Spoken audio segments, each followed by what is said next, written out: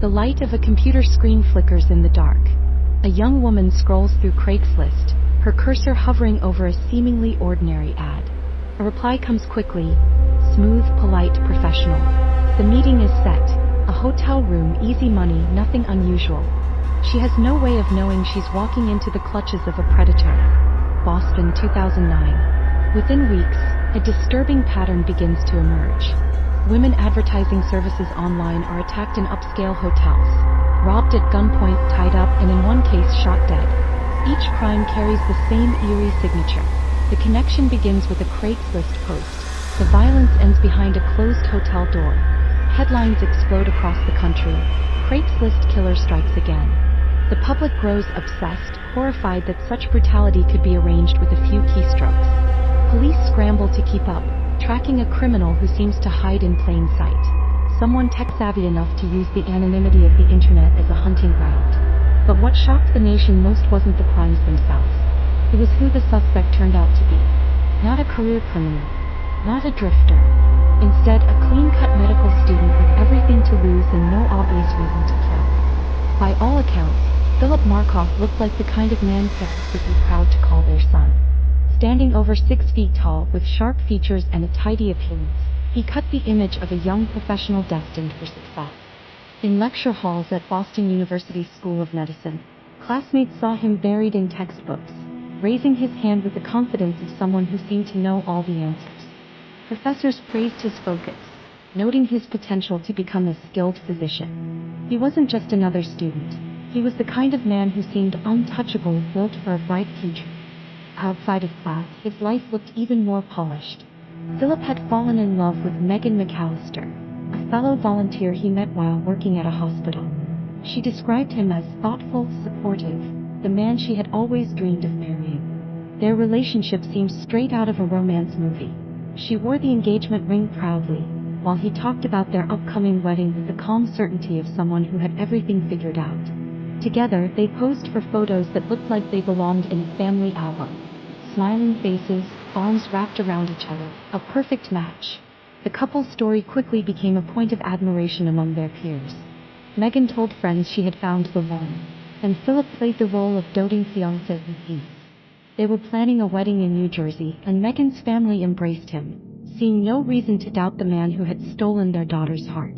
To outsiders, he was polite, respectful, even soft-spoken. A medical student chasing his dream, a soon-to-be husband building his future.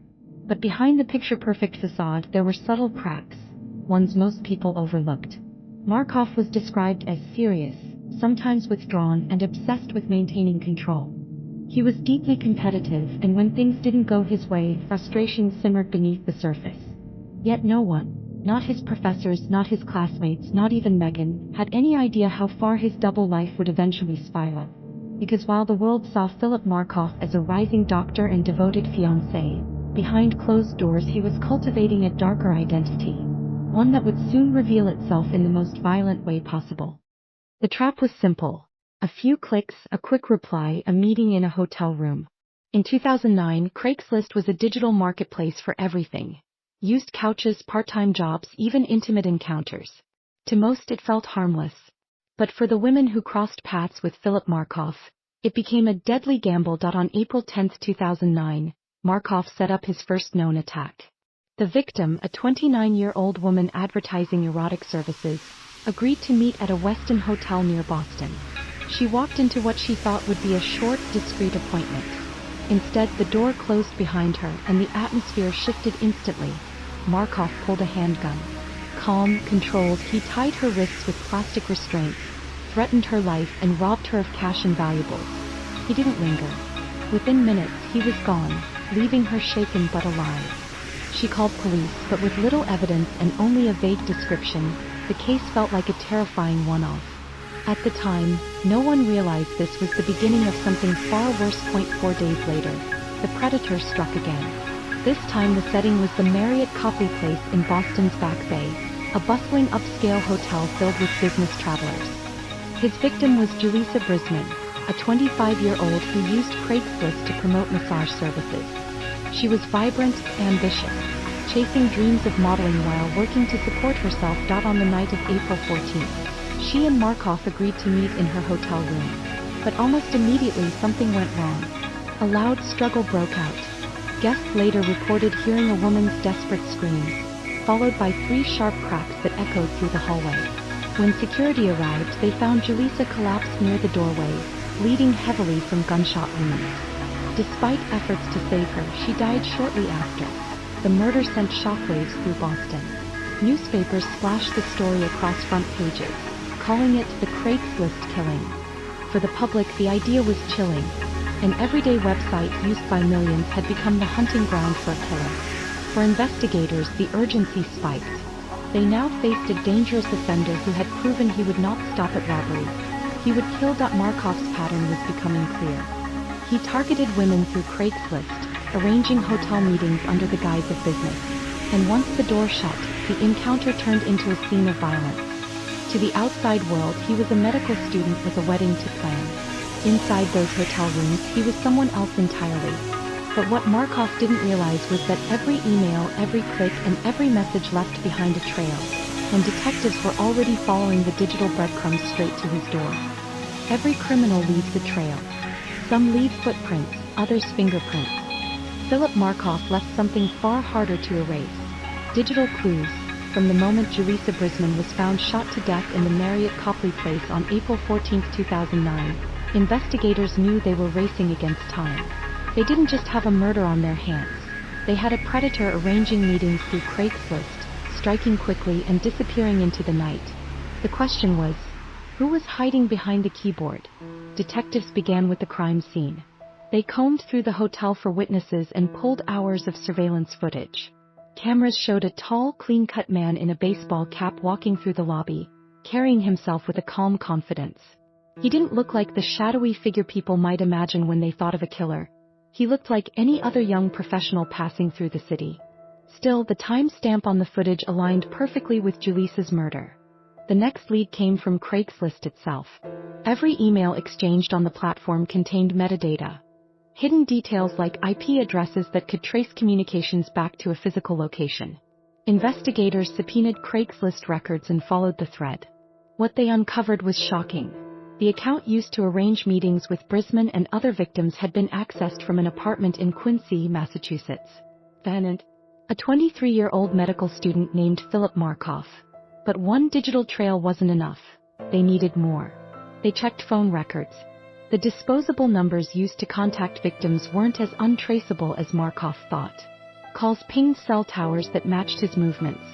Police cross-referenced those calls with his personal cell phone usage, and the timelines lined up almost perfectly. Even the Gmail accounts linked to the Craigslist postings carried fragments of his digital identity, which investigators pieced together like shards of glass, forming a clear picture. Yes, detectives dug deeper. The facade of anonymity crumbled. Markov had believed that Craigslist offered a shield, a marketplace where he could hunt unseen. But the internet had betrayed him. His clicks, his emails, his calls, every action left behind a breadcrumb that pointed directly to his door. What startled investigators most wasn't just how clear the trail became, but how quickly the pieces fell into place. Within days of Julissa Brisman's murder, they had a composite suspect. A tall, educated man living in Quincy, engaged to be married, and hiding a gun somewhere in his neatly ordered life. All signs pointed to Philip Markov. With the evidence mounting, police moved in for the takedown, and the arrest would rip apart the carefully constructed life of the man the media was about to call the Craigslist killer. For nearly a week, investigators had been building their case, carefully watching the man they believed was the Craigslist killer. They didn't want to rush. They wanted certainty. And by April 20, 2009, certainty had arrived. That morning, Philip Markov climbed into the passenger seat of a car with his fiancée, Megan McAllister. To Megan, it was an ordinary day. The couple had planned a trip to Foxwoods Casino in Connecticut, a chance to relax and escape the pressures of medical school and wedding planning.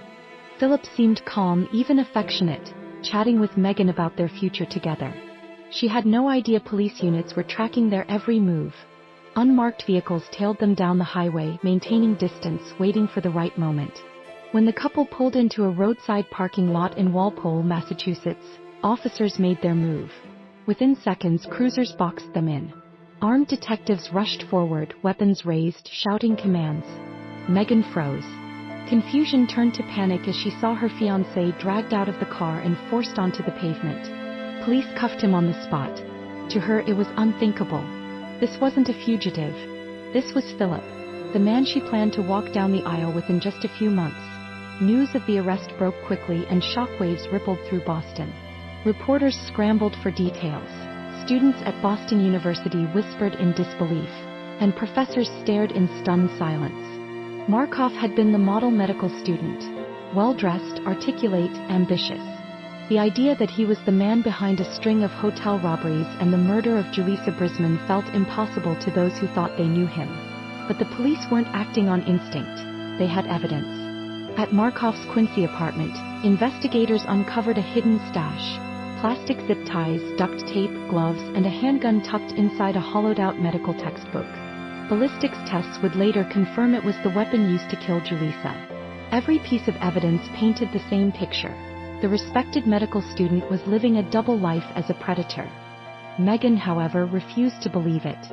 In the days after his arrest, she defended him publicly, telling reporters, "Philip is a beautiful person inside and out.